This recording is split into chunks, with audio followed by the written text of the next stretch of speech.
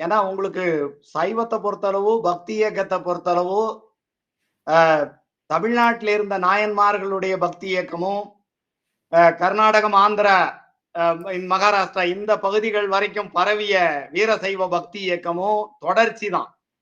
இது இது ஒரே ஒரு சங்கிலி தொடர் தான் அப்படின்னு நம்ம சொல்லலாம். பாத்தீங்கன்னு சொன்னா தமிழ்நாட்டுல பொறுத்த வரைக்கும் பொதுவா எல்லாரும் சொல்லுவாங்க, என்ன சொல்லுவாங்கன்னா, இங்க வந்து கன்னடம் தெலுங்கு பேசுகிற மக்கள் அவர்கள் தான் லிங்காயத்தர்களா வீரசைவர்களா இருக்காங்க அப்படின்னு சொல்லுவாங்க. அதாவது நீங்க பாத்தீங்கன்னா இங்க இந்த 2 மரபுகள், 3வது மரபு சிரௌத்த மரபு, ஆந்திரா அந்த மரபு இங்க தமிழ்நாட்டுல இல்ல. பஞ்சாச்சாரிய மரபும் பசவாதி சரணருடைய மரபும் இங்க இருக்கு.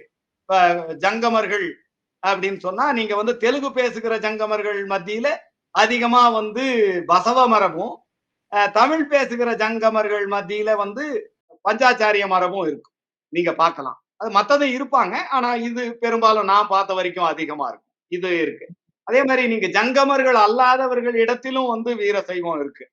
பாத்தீங்கன்னா இப்ப ரெட்டியார்கள் மத்தியில வீர சைவம் இருக்கு. ஒக்கலிகர் மத்தியில ஒரு சிலர், அதான் நிறைய இல்ல, ஒரு சிலர் அந்த இது இருக்கும்.